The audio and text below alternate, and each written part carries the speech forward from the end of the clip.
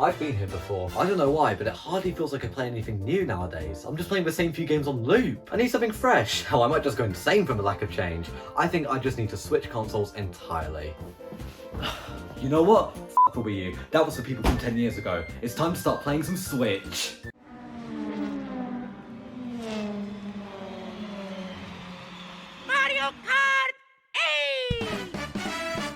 It's the same damn thing. Re-releases are common across all of media. Books, movies, or one reoccurring fungal infection I keep picking up for some reason, they just keep coming back to haunt us. Seen Avatar 13 years ago? Why didn't you see it again? That'll show Reddit. Video games are no different, but their re-releases come in all shapes and sizes. First up and lowest on the pecking order is the bog standard port. To take a game from an existing platform, make it run on a new one, and shove it in there. It'll be playable, you'll be able to use the system's new controller, and that's about it. At most, the game will run at a higher resolution and smoother frame rate, and sometimes we don't even get that. Some are available on subscription services like Nintendo Switch Online. You pay $20 a year for access to online, cloud saves, and classic NES and SNES games. Yeah, seems like a good deal. Or you could pay $50 a year for N64 games too. F off. I mean, if you bend the truth a little, then you could even say that The Legend of Zelda Breath of the Wild is a port. Don't know how much more I can bend the truth before it actually snaps. The game was initially announced in 2014 as just a Legend of Zelda game for Wii U, before getting delayed into a 2017 date. And what do you know, the Nintendo Switch happens to be launching on March 3rd, 2017. That's ominous. And what do you know, The Legend of Zelda Breath of the Wild happens to be launching on March 3rd, 2017. That's murderous. I mean, it was pretty obvious what was going to happen, but they didn't even give the Wii U a grace period. They just announced the Switch's release date, price, the fact it would have Breath of the Wild at launch, and then pulled the plug. And the worst part is Nintendo have a track record of doing this. Twilight Princess was initially revealed as the GameCube's very own traditional Zelda, with a realistic art style and a holiday 2006 release date, damn it. Though, interestingly, the Wii version of Twilight Princess is actually inverted. I'm not making this up, the full game is inverted. It's like playing the game with a mirror filter on. This was likely done because of the Wii remote out of all things. The game presumes that most people are right-handed and thus will be holding the Wii remote with their right hand. I chose to be different, I live to regret it. Oh, man. In the GameCube release of the game, Link is left-handed, so if they hadn't inverted the game, Link would be holding the sword with his left arm while the user swings with their right. So instead of going through and remodeling Link to swing the sword with his right arm, Nintendo flipped the entire universe. And to be honest, I don't mind. It's a cool little difference between the two that ultimately harms no one. But we do have this very massive, very permanent Wii Remote UI on the left-hand side, which pisses me off. Fine. The game is also in widescreen, which, barring the massive Wii Remote on the side of the screen, is a nice touch. I think overall, ports are a great way to preserve a game. Chances are, if the game's available on multiple platforms, there's going to be more of it, and there'll be more of a chance that it'll be preserved. But they can be easily misinterpreted. If a company tries to present a port as a remake from the ground up, or even just a remaster with slightly more content, then that is a false advertising lawsuit just itching to happen. And hey, speaking of remasters with slightly more content, remasters with slightly more content. Those are a thing if a publisher is feeling extra nice and you're willing to pay $20 more for an Ultimate Edition. Remasters are a slight upgrade from a port, where a company will take a game, polish the visuals a little, maybe throw in a crumb or two of extra content, and then book it. Take my money. The majority of the time, remasters are released a year or two after the game releases, but sometimes remasters can be released alongside the launch of the game. Huh? I mean, not really, but I nearly got you, didn't I? This is my copy of Spider-Man Miles Morales. As you can see by the gold banner and the thud thud sound I make whenever I take a step, this is the Ultimate Edition of the game. It didn't really come with any new content, just unlocking some suits and items a little earlier than they would be otherwise, but it also came with a fully remastered version of Spider-Man PS4, now native to the PS5. Spider-Man PS4 PS5 didn't really roll right off the tongue though. This release adds numerous graphical modes that support ray tracing, native 4K and 60 FPS, makes Peter's boxed out suit really red, and adds Tom Holland. Apparently the face change was to make full use of the new animation technology on the PS5.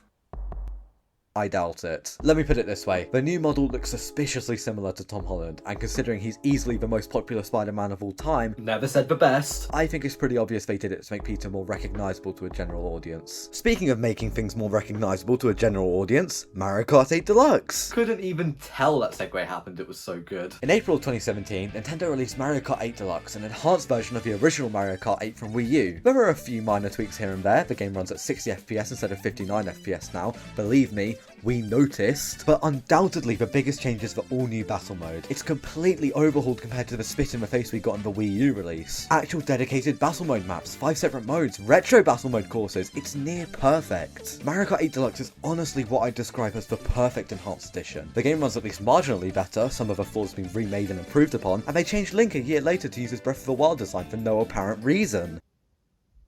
I'm sorry? Yeah, randomly in 2018, Nintendo released an update that adds a new Breath of the Wild themed Link into the game, as well as this Master Cycle from the Breath of the Wild DLC pack.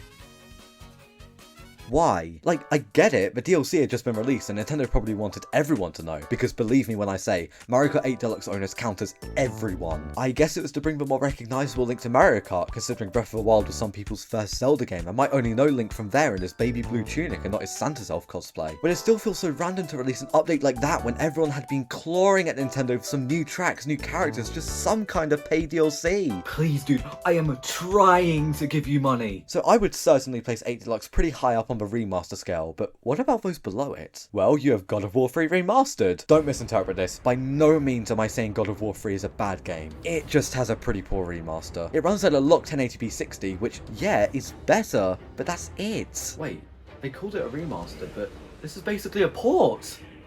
Or at least how I defined it, I don't know, it's kind of up to the viewer's interpretation. This is probably something I should have mentioned earlier, but the line between port and remaster is murky as hell. The best remasters can change whole environments of games, make them feel like whole new experiences on newer consoles. But even then, that turns more into remake territory! God, he's all over that, I'm f***ing done with this. Let's get a good analogy going.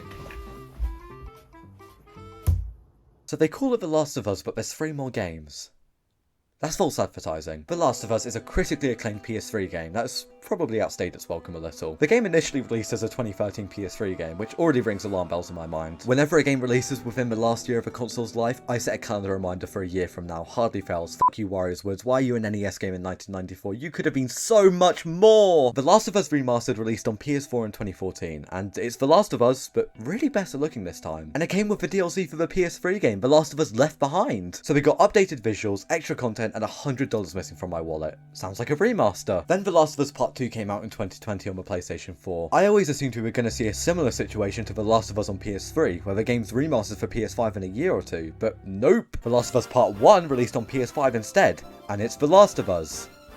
Again. I'm in the camp that believes the visuals are actually justifiably improved for a standalone PS5 release, but not for $70. I'm dumb. Well, I'm not that dumb. There are some gameplay changes which supposedly bring the game more in line with the changes seen in The Last of Us Part 2, but I wouldn't know because I'm not paying $70 for The Last of Us again. Listen, the game is good, but I'm not made of fucking money. The PS3 and PS4 versions of The Last of Us had a separate online multiplayer component called Factions that fans really liked. In fact, they liked it so much that Naughty Dog are making a full standalone release similar to it for the PS5. But The Last of Us Part 1 just completely omits the faction mode, so this version has even less content than The Last of Us Remastered. It's been a while, so let me just remind you all that this remake was $70. Look, I like The Last of Us. I think it's a great Naughty Dog game, but come on, drop the price! Miles Morales' Ultimate Edition cost $70 at release, but that's because it came with the whole other remaster. The Last of Us Part 1's Ultimate Edition cost $100! But despite the absolute rage I feel when seeing the price of this game, I did bring it up for a reason.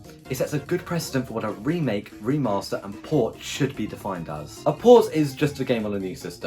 It might run at 4K or HD, or might have a locked frame rate, but that's it. It's just the game on a new system. A remaster is a game that at least tries to pretty itself up for a new system, and maybe includes a new bit of content too, like Mario Kart 8's Battle Mode. A remake is a game that takes a good look at what the original game did, and then chops it down with an axe, but then rebuilds it from the ground up as its whole own thing.